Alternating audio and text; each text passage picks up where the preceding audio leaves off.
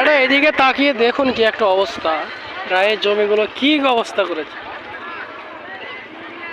এগুলো সবই রায়ের জমি, সব বোনা রায়।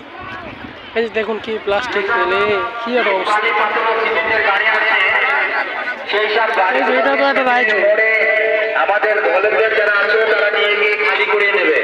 ইট দেখুন, ইট আনুমানিক 10-15 লাখ ইট এখানে আছে।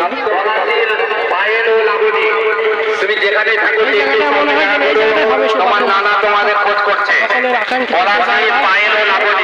সব লোক দূর দূরান্ত থেকে এসেছে এখানে, বাড়ি থেকে তার খাবার টাবার নিয়ে এসেছে, এখানে খাওয়া দাওয়া করছে সব।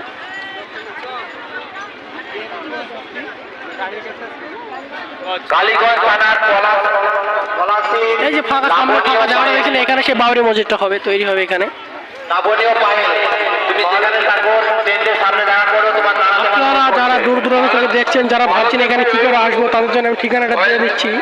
আপনি যদি কলকাতা থেকে আসেন, আপনি সোজা পলাশি কিংবা রেজিনগরের সোজা ট্রেনটা, লালগোলা ট্রেনটা ধরুন, সেখান থেকে নেমে চলে আসবেন রেজিনগর কিংবা বেলডাঙ্গা, সেখান থেকে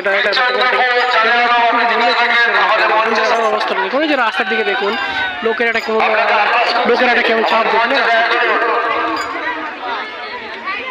এখানে এমন কোনো জিনিস না যেখানে বেচা কেনা হচ্ছে।